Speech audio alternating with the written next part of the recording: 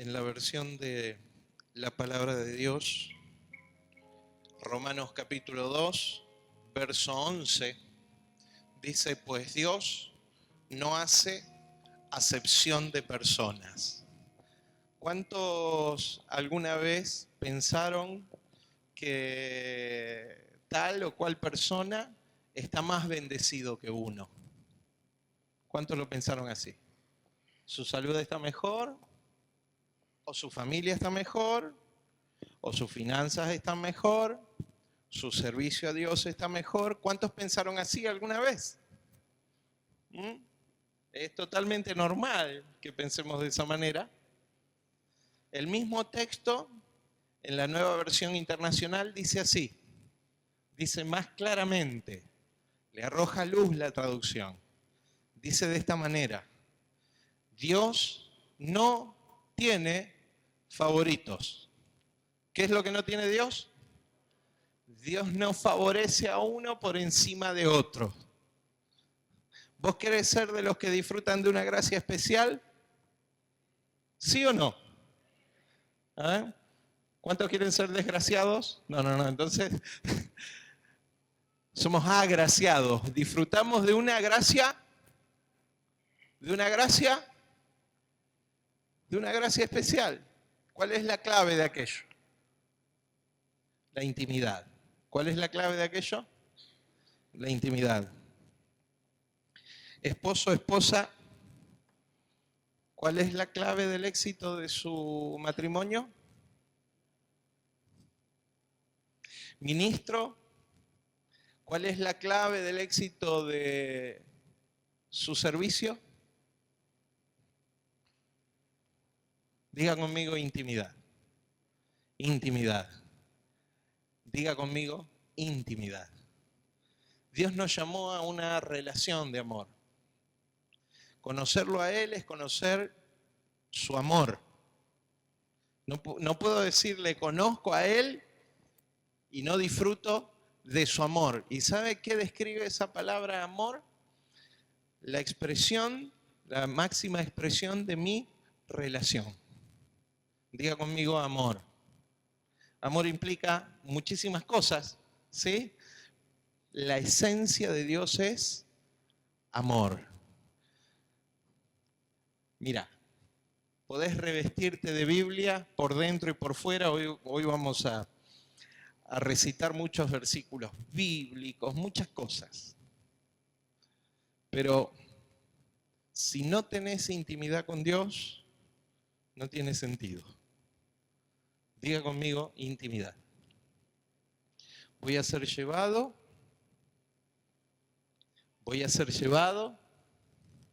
por el Espíritu de Dios a un nuevo nivel de intimidad. A un nuevo nivel de intimidad. ¿Cuántos disponen su corazón para que esto sea así? Póngase de pie, por favor. Cierre sus ojos. Señor, con nuestro corazón lleno, te buscamos esta noche. Señor, nuestro corazón se llenaba en la adoración. Mientras nuestra boca se descargaba, Señor, de palabras auténticas, nuestro corazón se iba llenando de tu presencia, Señor. Gracias, Espíritu Santo. Gracias, Señor, por conducirnos a la intimidad con papá, conducirnos a la intimidad con Jesucristo, nuestro Señor. Nosotros deseamos honrarte. Mi corazón está dispuesto. Señor, proclamo en el nombre de Jesús, profetizo sobre este auditorio, corazones dispuestos para tu palabra. Señor, en el nombre de Jesús declaro que cada corazón en este lugar, a causa de la fe, es un corazón, tierra fértil para recibir la semilla de tu reino. En el nombre de Jesús de Nazaret, amén. Completo algunos avisos, fueron muchos, pero tengo que hacerlo. Tome asiento, por favor. El profeta Natán nos contaba, este fin de semana es Semana Santa, entonces tenemos algunas actividades especiales, ¿sí? ¿Algunos se acuerdan de las actividades que dijo? ¿Vieron? Por eso repetimos. Por eso repetimos. El día martes a las 6 de la mañana va a comenzar un movimiento de oración, ¿sí? Martes y viernes, los que quieran venir a orar, a las 6 de la mañana, de las 6 a las 8 la iglesia va a estar abierta. Si alguien quiere venir, ¿sí? Muy bien. El día jueves de 14 a 16, de 2 a 4, 14 a 16 también para los que no pueden por la mañana y quieren venir un rato a la tarde, ¿sí? El fin de esto, escúcheme, es interceder. Interceder por usted, por la iglesia, interceder por la ciudad, interceder por nuestro país, ¿sí? Así que, miren, no hay otra manera que no sea a través de la oración. El primer movimiento que la iglesia tiene que hacer lo vamos a retomar este año a partir de esta semana que entra. El día martes a las 6 de la mañana, viernes a las 6 de la mañana, jueves de 14 a 16. Ok, bien. También el día jueves tenemos la reunión de hombres, ya no voy a decir más nada de eso, anótese. Y el día viernes, el viernes de Semana Santa, lo que vamos a hacer es proyectar una película, ¿sí? La gente está, le digo iglesia, la gente está más predispuesta a escuchar acerca de Jesús en Semana Santa. Yo no sé por qué es así, pero la gente concurre mucho más en Semana Santa a las iglesias, tiene una actitud diferente. Aprovechemos para pescar. Amén. ¿Sí? Dios no es Dios de un par de días, sino es de toda la vida. Pero nosotros tenemos que aprovechar ¿para qué? Para pescar. Invite personas. El domingo vamos a tener una tremenda celebración de resurrección. Así que invite el domingo.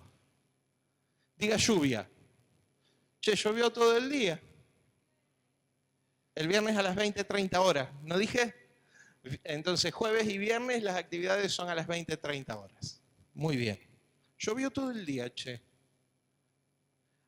Hay algo que se tiene que mover. Esto no tiene que ver con la palabra de hoy, pero hay algo que se tiene que mover. Cuando llegué a la ciudad, me formé en la ciudad, me llamaba la atención, mis primeros años, que los días de lluvia los chicos no iban a la escuela. No pasa eso en muchas ciudades, les cuento. Es cierto, hoy día la mitad de nuestra ciudad no tiene asfalto, ¿no? Es contraproducente, pero diga cultura. El Evangelio tiene el poder de modificar nuestra cultura, siempre y cuando sea reemplazada por una cultura superior. La cultura del reino es una cultura de aprovechar todas las oportunidades. Entonces, los días de lluvia, los chicos, ¿qué tienen que hacer? Ir a la escuela. Porque, miren, aunque las maestras digan, no, no vengan. ¿Qué hacen los chicos en los días de lluvia? Después los chicos, lo que va a suceder es que cuando llueva, no van a ir al...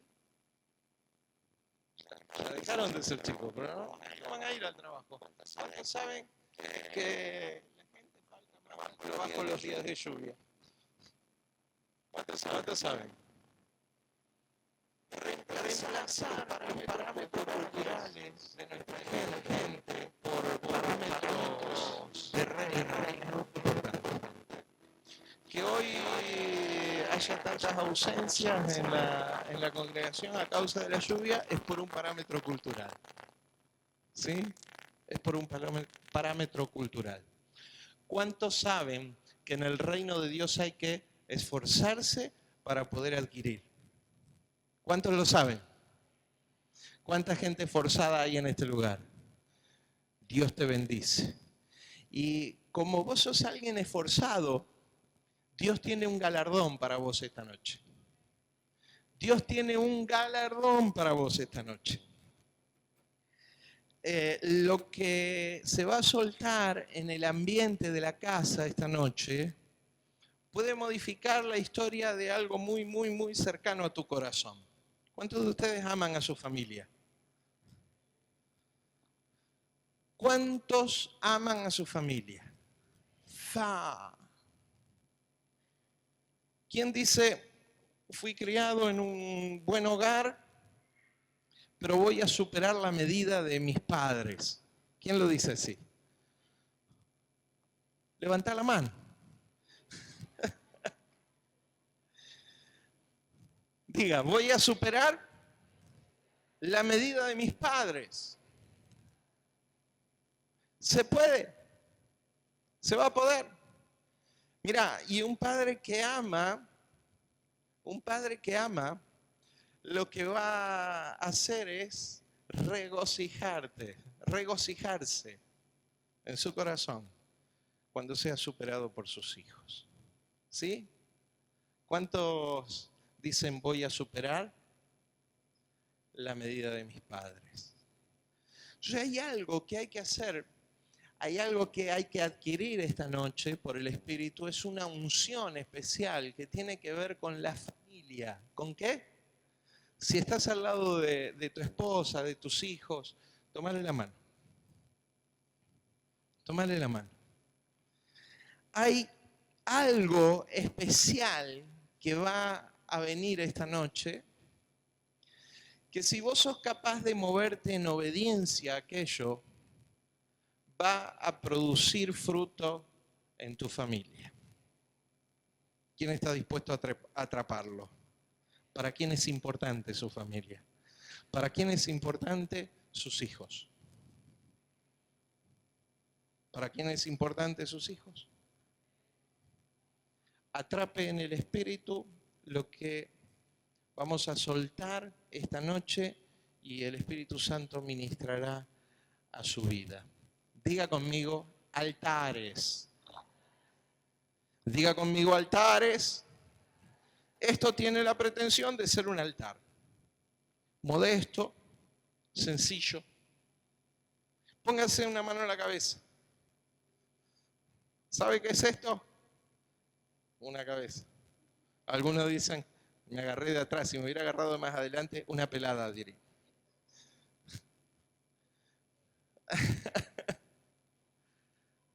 ¿Saben qué es esto? Un altar. Un altar. Porque, miren, wow. Fui pensado y diseñado para encontrarme con Dios en mi vida. ¿Dónde habita Dios? ¿Dónde habita Dios? En nuestros corazones. ¿Eh? Dios está en el cielo. Dios habita en nuestros corazones. Efesios capítulo 3 dice que habita en nuestros corazones por medio de la fe. Entonces, este lugar es un altar. Y el secreto de la vida para poder tener intimidad tiene que ver con buscar a Dios y edificar altares. Diga conmigo, altar. Diga conmigo, altares.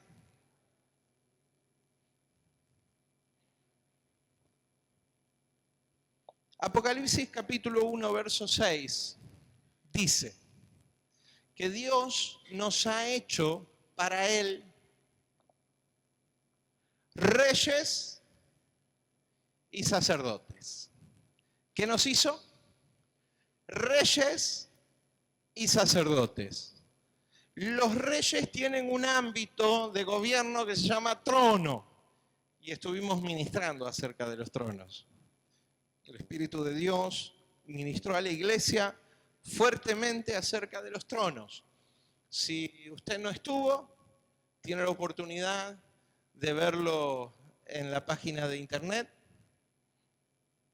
cuando Dios estaba ministrando a la iglesia acerca de los tronos. Pero esta noche Dios va a ministrar a la iglesia acerca de los altares. Diga conmigo altares. Usted agarra la ciudad y pasea por diferentes barrios y usted va a encontrar diferentes ¿qué? Altares. ¿Altares a qué? A santos populares, a vírgenes, a diferentes ¿qué?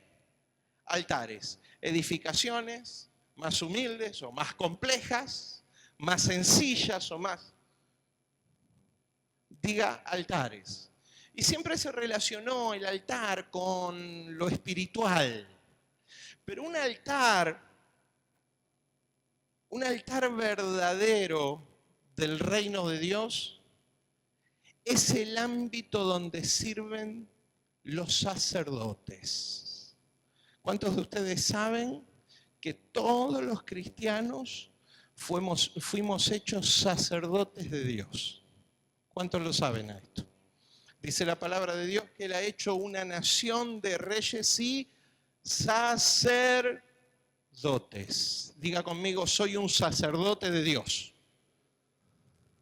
El ámbito de mi servicio es un altar. Ahora bien, hay dos altares que se hablan muchísimo en la Escritura. Primero, un altar personal. Tiene usted, tengo yo que levantar un altar personal, un altar íntimo. ¿Por qué? Porque en el reino de Dios no es legal tener una actividad pública que primero no fue privada, íntima. Entonces, usted puede poner cara de iglesia y preguntarse a lo largo de muchos años, ¿por qué esto no me funciona a mí? Le funciona a fulano, le funciona a sultano, pero ¿por qué no me funciona a mí?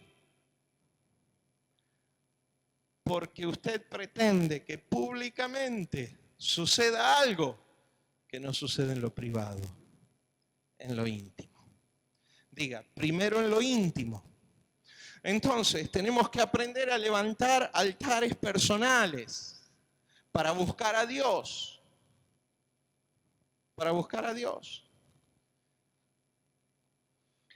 Y luego le llamamos altar al altar de la iglesia.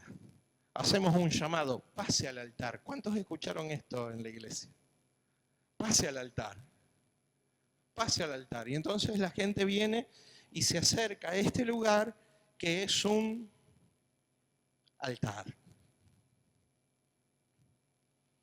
Diga el altar de la iglesia. Y con el altar de la iglesia ministramos la ciudad. ¿Sí? Con el altar íntimo ministramos nuestra persona a Dios. Y con el altar de la iglesia ministramos la ciudad. Pero entre medio de estas dos cosas falta algo importantísimo. Entre el altar privado, cuando usted busca a Dios en lo privado, en lo íntimo, y el altar público acá, que tiene que ver con la administración de la ciudad, sucede algo, falta algo que tiene que ver con el altar en la familia. La unción de Dios, que es la presencia de Dios manifiesta, escúcheme, tiene que ser introducida en la casa. Tiene que ser introducida en la casa. ¿Cuántos están dispuestos a introducir esa presencia en su casa? Entre el altar íntimo, privado, de su encuentro personal con Dios y el altar público que ministra la ciudad, que llamamos iglesia, ¿sí? Tiene que existir tiene que existir el altar familiar. El 90% de los problemas de las personas pasan por la familia. ¿Sí o no? ¿Sí o no?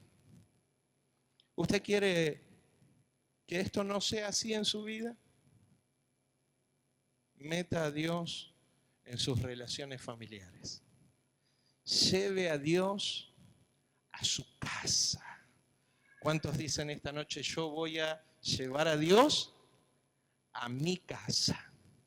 Voy a llevar a Dios en mi relación con mi esposa, en mi relación con mis hijos. ¿Cuántos dicen, yo hago algo nuevo esta noche? Yo no estoy diciendo que usted ore en la mesa, sígalo haciendo. No estoy diciendo que cuando haya un problema, se junte a orar con los suyos, eso está bien, sígalo haciendo. Estoy hablando de llevar a Dios al corazón de la vida familiar. ¿Cuántos están dispuestos a hacerlo? Extraordinario lo que usted va a ganar esta noche. Lo que la iglesia va a ganar esta noche. Porque ¿de qué te sirve ganar una ciudad y perder a tus hijos? ¿De qué te sirve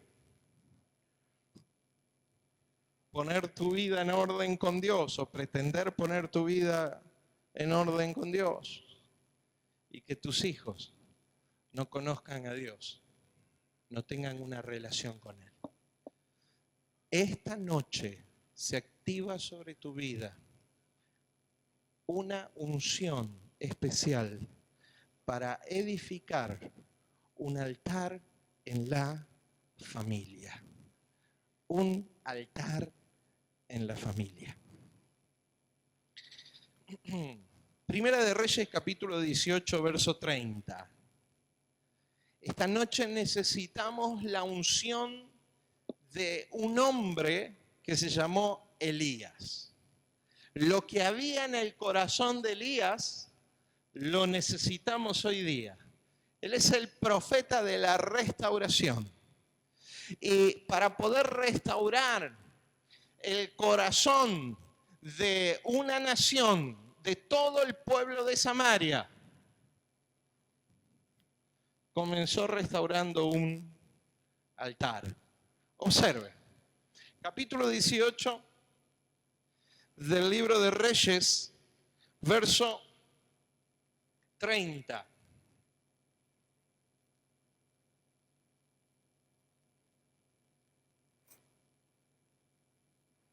Esto no se quiere mover. Bueno.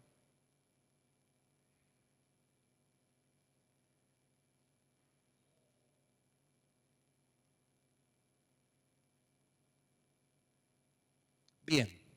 Entonces dijo Elías a todo el pueblo, acercaos a mí. Y todo el pueblo se acercó y él arregló, diga conmigo, arregló el altar de Jehová que estaba arruinado. ¿Cómo estaba el altar de Dios? Arruinado. ¿Cómo estaba? Arruinado, porque no había sacerdotes para servir en ese altar. El problema era que a través de la persecución que esta reina Jezabel y su esposo, el rey Acab, habían hecho de los profetas de Dios, de los sacerdotes de Dios, nadie atendía el altar de Dios. Y en el monte Carmelo se juntó toda la multitud de Samaria y recibió una prueba de parte de Dios de que tenían que dejar al ídolo llamado Baal y empezar a seguir al Dios del cielo, al Dios verdadero. Pero para que esa señal viniera, el fuego del cielo viniera sobre el sacrificio, lo primero que el profeta tuvo que hacer es restaurar un altar. Hoy en el nombre de Jesús te rogamos, Espíritu Santo, el espíritu del profeta Elías, para restaurar altares arruinados. Señor, en el nombre de Jesús nosotros creemos, confiamos, reclamamos, Señor, que no tenemos otra manera de tener éxito en nuestra familia que no sea poniéndote en el primer lugar, poniéndote, dando una parte de nuestra familia, haciéndote parte de nuestra familia. Por eso en el nombre de Jesús reclamamos esa unción para la restauración de los altares arruinados. En el nombre de Jesús de Nazaret. Amén. Amén. ¿Qué es un altar? Miren, tanto en el idioma hebreo como en el idioma griego, yo no voy a decir las palabras, las tengo acá, pero no es la idea de que usted salga hablando ni hebreo ni griego. Altar es una palabra que deriva de otra. En el idioma hebreo deriva de sacrificio. ¿De qué deriva? Entonces, para un hebreo, para una persona que vivía en los tiempos del Antiguo Testamento, un altar era un lugar donde había un sacrificio. Un altar era un lugar donde había un sacrificio, donde había una ofrenda de sangre en ese lugar. Eso era un altar. ¿Qué hizo Elías cuando restauró el altar? Puso 12 piedras porque era el altar de Israel, de acuerdo a las 12 tribus de Israel, y mató a un animal, lo puso ahí arriba. Ese era el lugar del sacrificio. ¿Qué es un altar entonces? El lugar del sacrificio. Miren, y en el idioma griego es el lugar de la ofrenda. Es lo mismo. ¿Me está escuchando? Es el lugar de la ofrenda. Entonces, el más grande altar que jamás se levantó en la tierra, mire, el más grande de todos los altares, no es un altar de un barrio, no es el altar de una iglesia, es el altar que cargó la más grande de todas las ofrendas que alguien podía dar.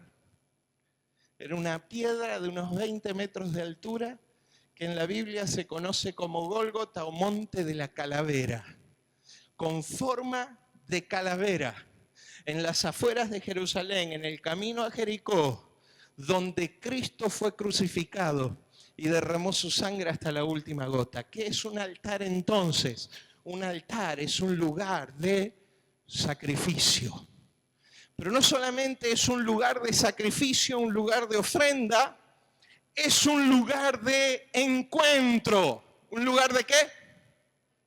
Un lugar de encuentro. Porque ¿cuál es el rol del sacerdote? Llevar a la nación a un encuentro con Dios. Y ese encuentro se producía a partir de un altar. Diga conmigo, altar.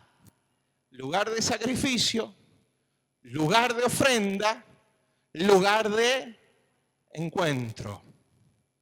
Ahora,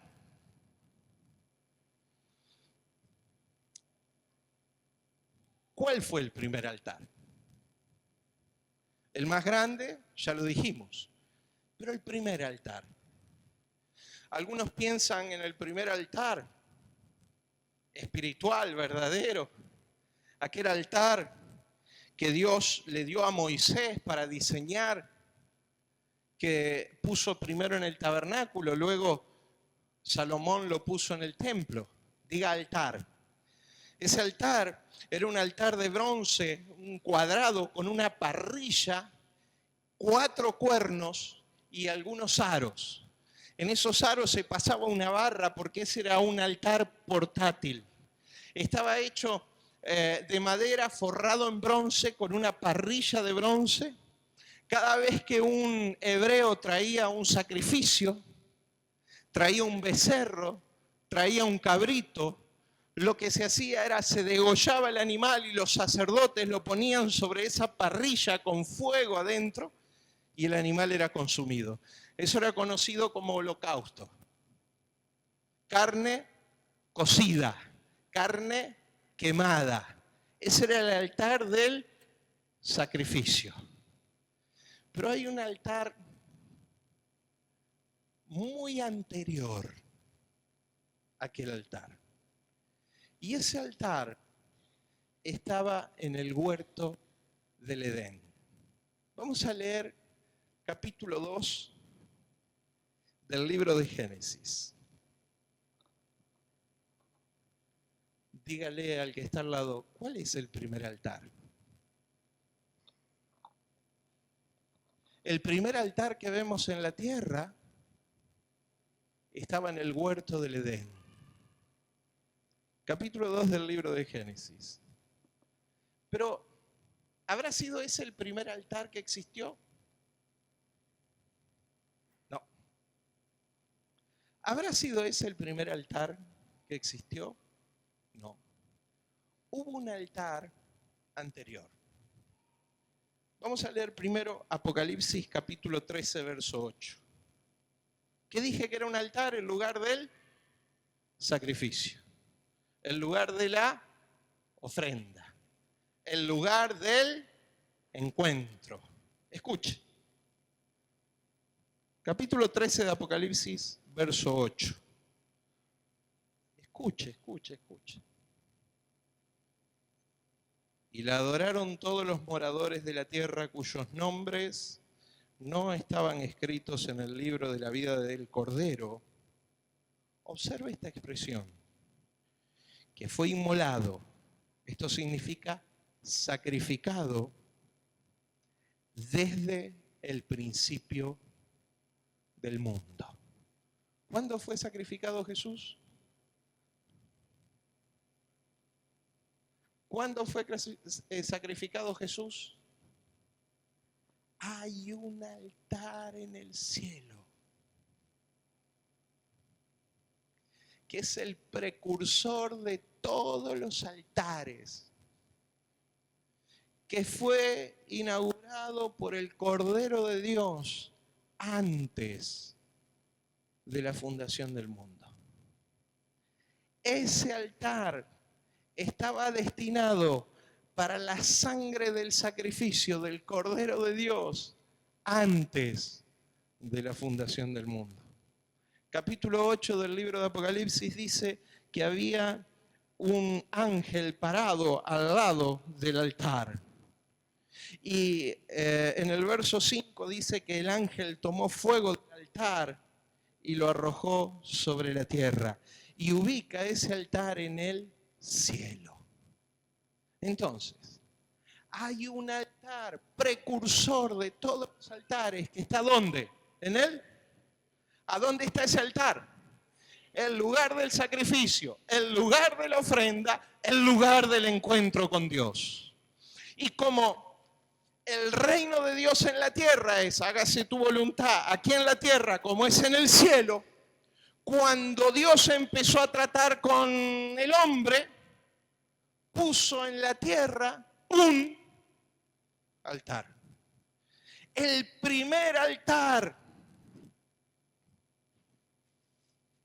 fue puesto, el primer altar en la tierra, porque había uno ¿dónde? En el cielo.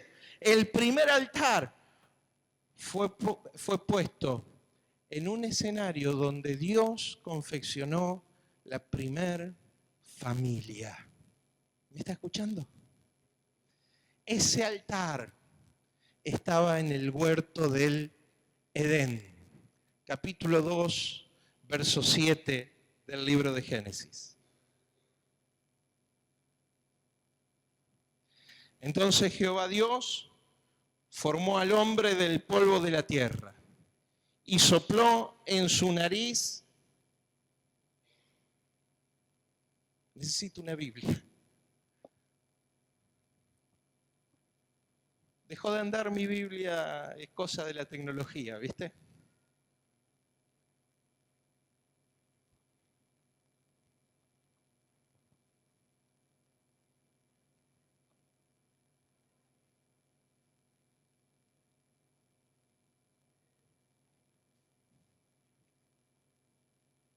Uy, justo le falta el pedacito.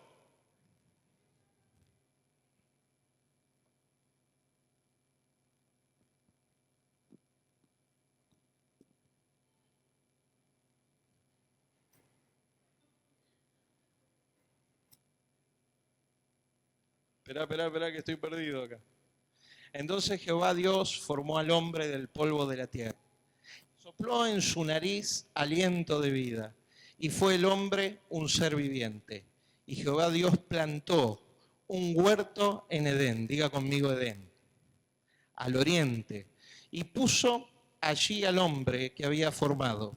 Y Jehová Dios hizo nacer de la tierra todo árbol delicioso a la vista y bueno para comer, también el árbol de la vida en medio del huerto, y el árbol de la ciencia del bien y del mal. Y salía del Edén un río para regar el huerto. ¿De dónde salía? ¿De dónde salía? Diga, en la tierra, así como es en el cielo. ¿Sabe cómo es en el cielo? Dice la Escritura que debajo del umbral del templo, ¿qué hay adentro del templo? Un altar. Debajo del umbral del templo sale un río que va al oriente. ¿Y cómo era en la tierra? En el huerto del Edén, del medio del huerto, salía un río. ¿De qué lugar? El río del cielo, el río de la vida que hay en el cielo, es la presencia de Dios. Jesús cita de aquel río y dice, el que tiene sed venga a mí y beba, de su interior correrán ríos de agua de vida. ¿Por qué? Porque vamos a tomar, tomamos del río de la vida. Y en la tierra es como es en el cielo. Dice, de en medio del huerto. ¿Qué había en medio del huerto? Diga conmigo, un altar. Diga conmigo, un altar. De ese lugar, de la presencia de Dios, salía un río. Luego se dividía en 4 brazos. Y tiene usted el nombre de cada uno de esos brazos. Tiene cómo estaba armado el huerto del Edén. Y en aquel huerto Dios puso a Adán y le dio todas las semillas y le dijo que señoree sobre la creación.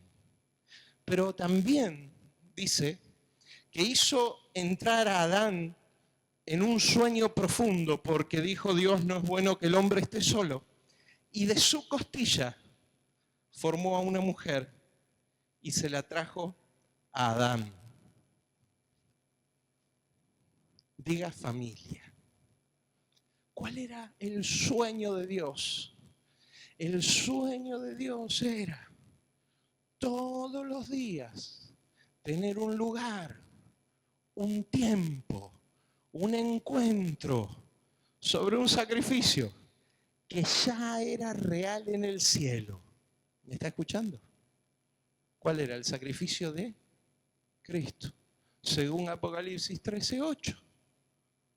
Este cordero fue sacrificado en el cielo antes de la creación de todas las cosas.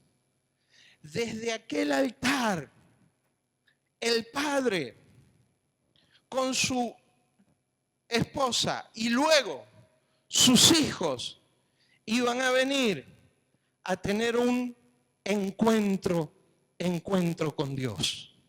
En ese lugar, el papá iba a ministrar a su familia iba a edificar a su familia.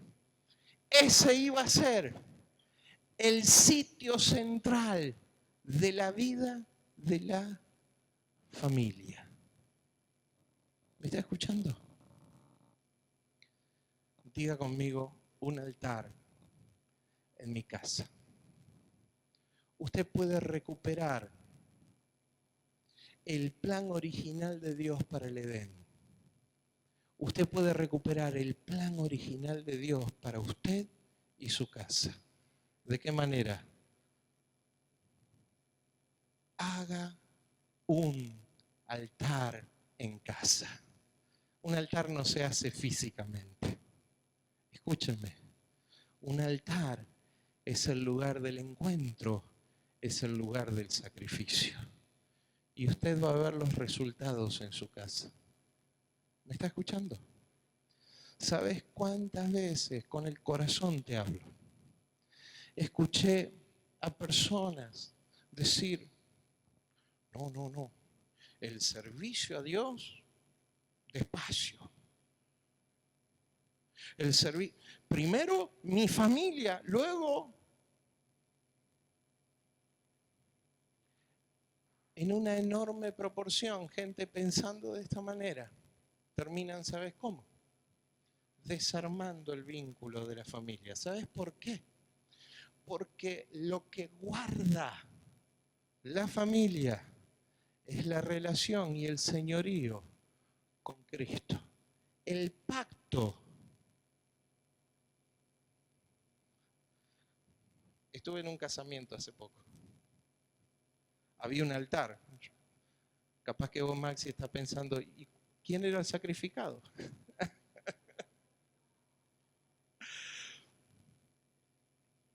El sacrificio es el mismo siempre. Es el sacrificio de Jesús.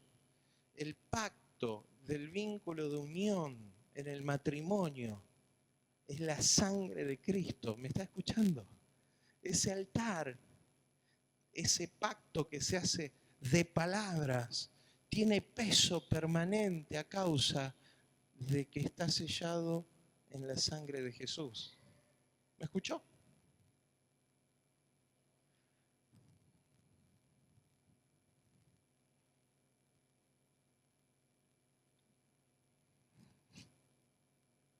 Hoy cumplo 23 años de casado, así que tenemos aniversario de ese pacto.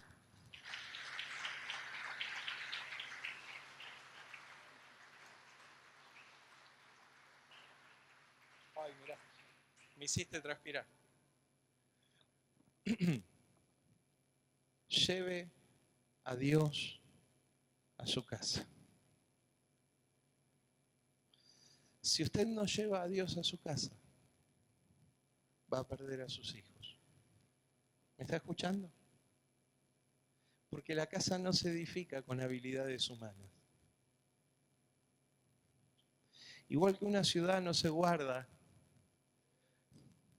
con estrategias solamente. Igual que una casa no se edifica solo con esfuerzo. Salmo 123 dice así, que si Dios no guarda la ciudad, en vano vela la guardia. Si Dios no edifica la casa, en vano trabajan los que la edifican.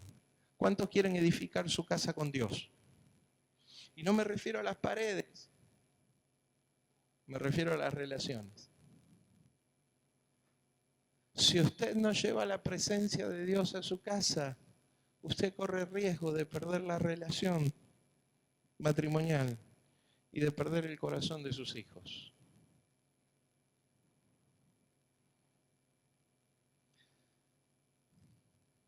No sé por qué digo esto. No sé por quién. ¿Por qué sí? Sé. Estaba parado en ese lugar y me venía esta expresión, Oriente. El río de Ezequiel 47 que está en el cielo sale al oriente. El río del medio del Edén sale al oriente. Diga conmigo oriente. Yo no sé para quién es esta palabra, pero si Dios cargó mi corazón, es para alguien en este lugar. Tal vez usted siente que ya perdió sus hijos. Tal vez usted está sintiendo que ya perdió su matrimonio, que ya perdió su familia. Diga conmigo oriente. Llave de revelación. ¿Qué hay al oriente? ¿Qué hay al este? ¿Sabe que el este es el lugar de la salida del sol? ¿Qué hay al oriente? El oriente es un nuevo comienzo. ¿Qué hay al oriente? Al oriente salía aquel río que luego se dividía en 4 partes. Diga conmigo nuevo comienzo. Yo no sé cómo está tu situación de convivencia en casa. No sé en qué estado están tus hijos. No sé cómo está tu relación matrimonial ni la relación con tus hijos. Pero yo te aseguro que si vos sos capaz de llevar un altar viviente, un altar a tu casa, de acuerdo al diseño de Dios, para poner a Dios en medio de tus relaciones, hay un nuevo comienzo para tu casa. Hay un nuevo comienzo para tu casa. Tal vez pensaste una y otra oportunidad que ya estaba la relación matrimonial, que ya estaba la relación con tus hijos. Diga conmigo, oriente. ¿Qué hay en el oriente? El nacimiento del sol. Diga, un nuevo comienzo. Un nuevo comienzo. Lleve a Cristo a su casa. ¿Y cuál es la forma? Empiece a hacer un altar. ¿Y qué es un altar? El lugar del sacrificio, el lugar de la ofrenda, el lugar del encuentro. Nunca va a tener autoridad para decirle a sus hijos lo que usted nunca hizo. ¿Me está escuchando? Y no solo usted le va a tener que decir, ¿dónde está papá? Está encerrado orando, está adorando a Dios, está preparado. No, escuche, sus hijos lo tienen que ver. ¿Y dónde va a hacer eso? Como en el huerto del Edén, en el altar que era el diseño, donde la presencia de Dios venía sobre aquel huerto, donde era el lugar del encuentro, donde era el lugar de la ofrenda, donde era el lugar del sacrificio. ¿Me está escuchando? Usted tiene que confeccionar un altar en su casa. No es un altar físico, tal vez sea la mesa del comedor, tal vez sea sentado junto a sus hijos en la cama. Le cuento cómo es un altar familiar en casa. Oramos, leemos la palabra de Dios. Y como tengo una nena que de 8 años, ella hace un dibujito. Hace un dibujito de la historia. ¿Sí? Ahora escúcheme. Yo he visto a mis hijos muy mal. Y veo a mis hijos muy bien. ¿Saben cuál era el secreto? Usted lo escucha hablar a mi hijo y dice, hasta determinado momento, Dios era el Dios de mi papá y el Dios de mi mamá. Hasta que él tuvo un encuentro personal con Dios. ¿Me sigue? Y pasó a ser su Dios. Hermosas, tremendas conversaciones familiares tenemos en torno a la presencia de Dios. ¿Me está escuchando? Vaya y constituya un altar familiar en su casa. Dios le dirá cómo. Una vez a la semana. En el huerto del Edén era una vez al día. Sé que todos los días Dios venía al lugar del encuentro y caminaba con Adán y Eva en el huerto. Diga conmigo altar. Diga conmigo altar. Tenemos que hablar acerca de qué decisión vamos a tomar en las finanzas de casa. Ponga a Dios en primer lugar. Diga conmigo altar. Dios dice esto en su palabra. Tenemos que saber qué decisión vamos a tomar en la relación con tal o cual. ¿A dónde se deciden esas cosas? En el altar, donde somos todos iguales, aunque tenemos diferentes funciones, donde está la presencia de Dios asegurando que lo que decidamos en ese lugar, que lo que hagamos en ese lugar, escúchame, lo que hagamos en ese lugar va a tener un efecto definitivo en la vida de la familia. ¿Me está escuchando? ¿Cuántos están dispuestos a confeccionar un altar en su casa? ¿Cuántos están dispuestos a llevar un altar a su casa? El lugar del encuentro, el lugar del sacrificio, el lugar de la ofrenda. Mire, he sido pastor durante 20 y pico de años. No soy muy bueno como pastor.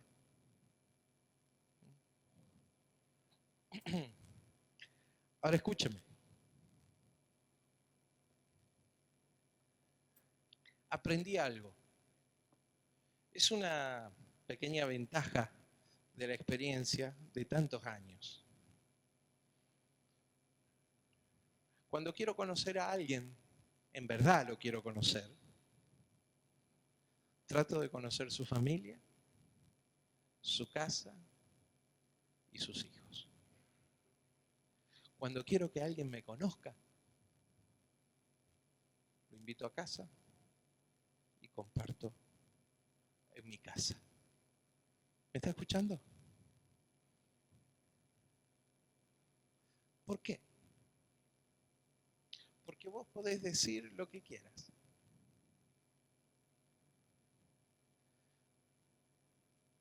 Pero tu esposa va a poner bien claro quién vos sos. Vos me podés decir a mí, recitarme toda la Biblia, pero tus hijos van a poner de manifiesto quién vos sos en verdad. ¿Me está escuchando? Vos te podés arreglar, pero tu casa, tu ambiente, va a ser quien va a hablar de vos. Conozco maridos, esta mujer, esta. Estás hablando mal de vos. Estás hablando, estos hijos, ya no sé qué hacer. Llévales la presencia de Dios. Llévales la presencia de Dios. Llévales la presencia de Dios. Que Dios sea el Dios de ellos, no el Dios de sus padres. ¿Me está escuchando? ¿Cuántos están dispuestos a llevar la presencia de Dios a su casa? Entonces hay algo que hay que hacer. Entre el altar privado e íntimo y el altar público para la ciudad hay algo que hay que hacer. En el altar privado, íntimo, ganamos nuestra vida para con Dios. En el altar público ministramos y ganamos la ciudad. ¿Qué haremos en el altar familiar? ¿Qué ganaremos? El altar familiar no es para que pierdas el tiempo, es para que ganes. ¿Me estás escuchando? No es para tener una actividad más, es para ganar. ¿Ganar qué? En el altar íntimo, privado, ganamos nuestra vida. Jesús dijo, el que pierda su vida a causa de mí la hallará, la ganará. En el altar público ganamos la ciudad. ¿Qué ganaremos en el altar de la familia? Diga conmigo, los hijos. Los hijos. los hijos. Diga conmigo, reino de Dios. Reino de Dios.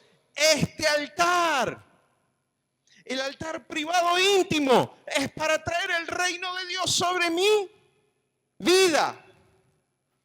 El altar público de la ciudad, de la iglesia, es para traer el reino de Dios a la ciudad. ¿Cuál será el motivo del altar familiar? Traer el reino de Dios a las futuras generaciones. Una vez escuché esto, impactó mi vida, porque era lo que pasaba conmigo. Amo profundamente a Dios, mi esposa más. Escúcheme, pero teníamos una debilidad. Estábamos ganando una ciudad de a poquito, ¿sí? Lo estamos haciendo hoy. Decirle al que tenés al lado, estamos ganando la ciudad. Bueno, hoy llovió, estamos un poquito de capa caída, pero... Decirle al que tenés al lado, estamos ganando la ciudad. El problema es que estaba ganando la generación presente, pero estaba perdiendo las futuras. ¿Cómo? Había descuidado a mis hijos. ¿Cómo descuidé a mis hijos? ¿No atendiéndolo? No, error, no es atendiéndolo solamente. Usted los puede atender y rodearlo de todo, de su esfuerzo, de su consejo y demás, pero si no le lleva la presencia de Dios a su casa, los está perdiendo. ¿Me está escuchando? Un día escuché, ustedes pueden estar ganando una generación y perdiendo todas las que siguen. ¿Saben lo que son nuestros hijos? Es el tesoro del reino de Dios para las futuras generaciones. ¿Me está escuchando? Aprendamos a ministrar generaciones. Cuando ministramos a nuestros hijos con la presencia de Dios, lo que nos aseguramos es que el reino de Dios es avanzado a la siguiente generación. A veces Dios pone padres, hablo como padre, pone padres ministeriales, ¿no? Hoy me toca a mí, acá, en esta casa, y le da hijos que tienen más o menos, no se enojen muchachos, más o menos el mismo rango de edad, ¿sí? Más o menos el mismo rango de edad. ¿Me está escuchando? Entonces, ¿qué está haciendo Dios? Dios está extendiendo la influencia sobre la generación. En una casa, cuando hay un padre que va multiplicándose en hijos del mismo rango de edad, lo que sucede es que se va extendiendo el reino de Dios en influencia para la presente generación. Pero cuando un padre tiene hijos de una generación inferior, menor, lo que Dios está haciendo es proyectando la influencia a las siguientes generaciones. ¿Me está entendiendo? Entonces, si usted pierde a sus hijos, lo que está perdiendo es la posibilidad que el reino de Dios le llegue a las futuras generaciones. Nada de pérdida en este lugar.